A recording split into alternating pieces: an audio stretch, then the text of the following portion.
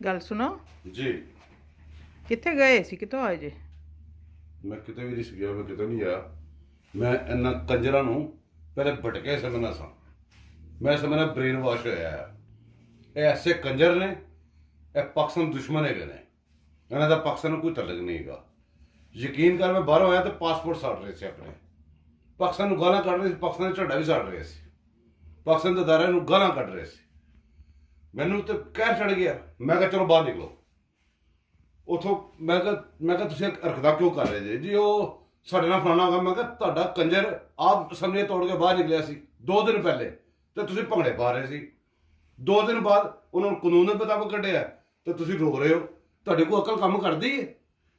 ਉਹ ਚੌਂਚੋ ਫਿਰ ਉਹੀ ਚੌਂਚੋ ਲਾਈ ਸੀ। ਮੈਂ ਖਬਰਦਾਰ ਜੇ ਮੇਰੇ ਪਾਕਿਸਤਾਨ ਨੂੰ ਕੁਛ ਕਿਹਾ